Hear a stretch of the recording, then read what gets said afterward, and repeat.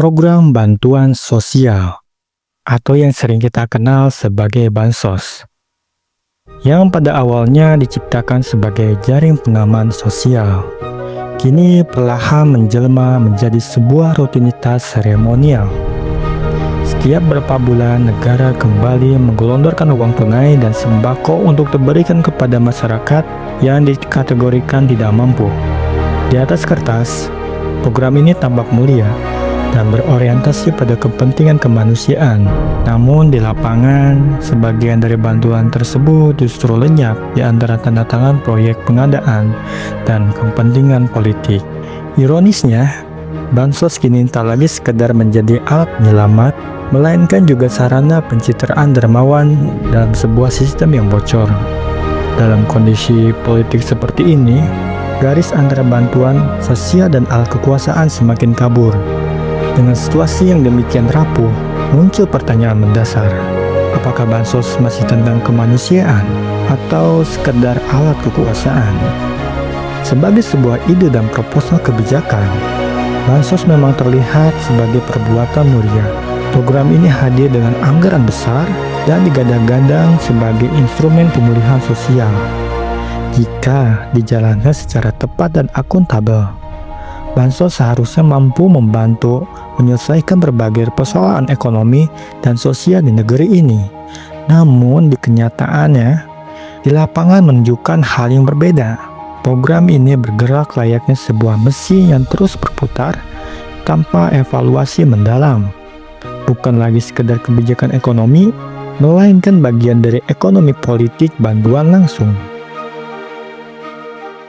Bantuan langsung tunai BLT pertama kali diperkenalkan pada tahun 2005 sebagai bentuk kompensasi atas pengurangan subsidi yang ditujukan kepada masyarakat miskin. Sejak saat itu, pemerintah tampak mulai membiasakan masyarakat dengan program-program bantuan serupa. Pola ini kembali berulang ketika pandemi COVID-19 melanda. Dalam situasi krisis ekonomi dan sosial, negara kembali mengandalkan transfer sebagai solusi cepat. Seiring waktu, berbagai program bantuan terus bermunculan, mulai dari BLT, program Keluarga Harapan PKH, bantuan pangan non-tunai BPNT, BLT Dana Desa, hingga gelombang transfer tunai darurat lainnya. Seluruh skema tersebut menjadi bagian dari kumpulan kebijakan yang digunakan pemerintah untuk merespons tekanan ekonomi, sekaligus tercatat sebagai pos besar dalam anggaran belanja negara. Dalam perspektif pendidikan kewarganegaraan, bantuan sosial bukan sekadar kebijakan ekonomi, melainkan perwujudan tanggung jawab negara terhadap warga negaranya. Hal ini secara tegas diamanatkan dalam Undang-Undang Dasar Negara Republik Indonesia tahun 1945, pasal 34 ayat 1, yang menyatakan bahwa fakir miskin dan anak-anak terlantar dipelihara oleh negara.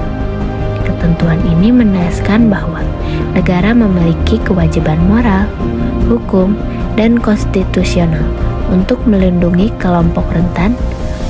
Oleh karena itu, bantuan sosial seharusnya menjadi instrumen keadilan sosial, bukan sekadar program rutin yang kehilangan makna substansialnya.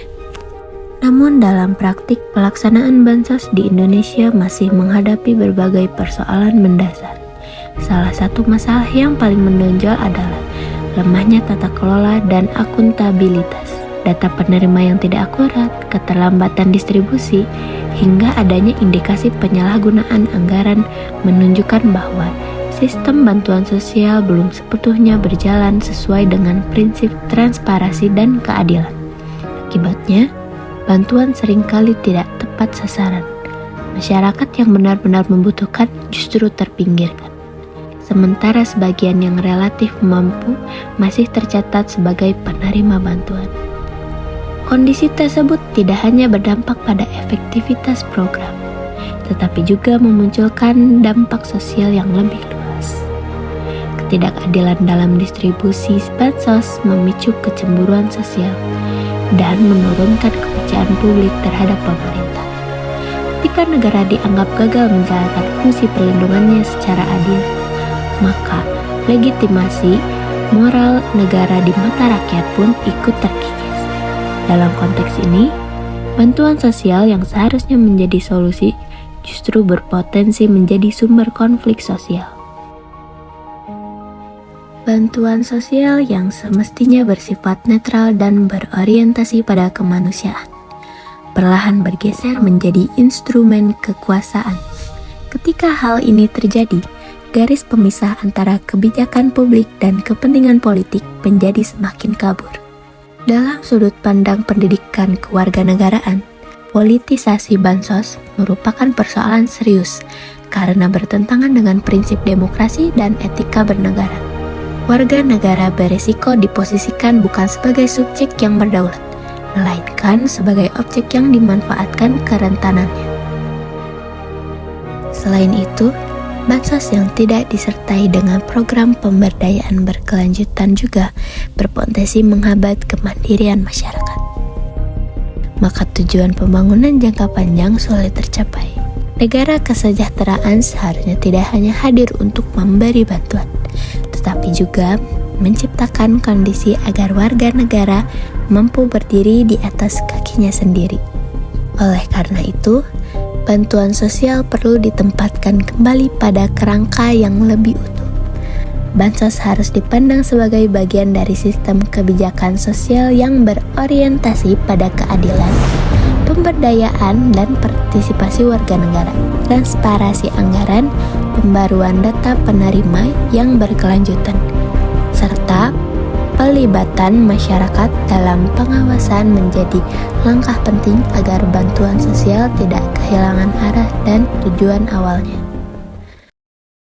Pada akhirnya, persoalan bantuan sosial tidak hanya menyangkut aspek teknis distribusi, tetapi juga menyentuh nilai-nilai dasar kehidupan berbangsa dan bernegara. Dalam konteks inilah, Pancasila menjadi landasan moral dan ideologis yang relevan untuk dijadikan solusi atas berbagai permasalahan bansos yang terjadi saat ini. Nilai ketuhanan yang Maha Esa menuntut adanya kejujuran, integritas, dan tanggung jawab moral dalam pengelolaan bantuan sosial. Penyelewengan bansos bukan hanya pelanggaran hukum, tetapi juga pelanggaran nilai ketuhanan karena mengabaikan prinsip keadilan dan kemanusiaan. Setiap pihak yang terlibat dalam pengelolaan bansos seharusnya menyadari bahwa bantuan tersebut adalah amanah yang harus dipertanggungjawabkan secara moral dan etis. Nilai kemanusiaan yang adil dan beradab menegaskan bahwa bansos harus berorientasi pada penghormatan terhadap martabat manusia. Bantuan sosial tidak boleh dijadikan alat politik atau sarana manipulasi. Setiap warga negara berhak mendapatkan perlakuan yang adil tanpa diskriminasi.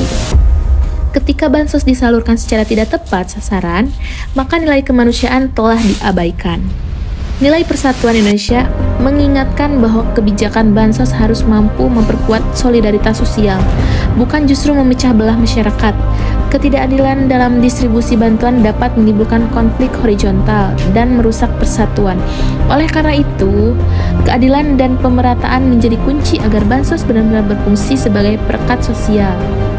Nilai kerakyatan dipimpin oleh hikmah kebijaksanaan dalam permusyawaratan perwakilan, menuntut adanya partisipasi masyarakat dalam perencanaan, pelaksanaan, dan pengawasan bansos. Masyarakat tidak boleh hanya menjadi penerima pasif, tetapi juga dilibatkan sebagai subjek yang memiliki hak untuk mengawasi dan memberikan masukan terhadap kebijakan publik. Nilai keadilan sosial bagi seluruh rakyat Indonesia merupakan tujuan utama dari seluruh program bantuan sosial. Bansos seharusnya menjadi jalan menuju keadilan sosial, bukan sekedar program rutin yang menghabiskan anggaran tanpa dampak nyata. Keadilan sosial hanya dapat terwujud jika bansos dikelola secara transparan, akuntabel, dan berorientasi pada pemberdayaan. Dengan demikian, solusi atas permasalahan bantuan sosial tidak hanya terletak pada perbaikan sistem administrasi, tetapi juga pada pengamalan nilai-nilai Pancasila secara konsisten.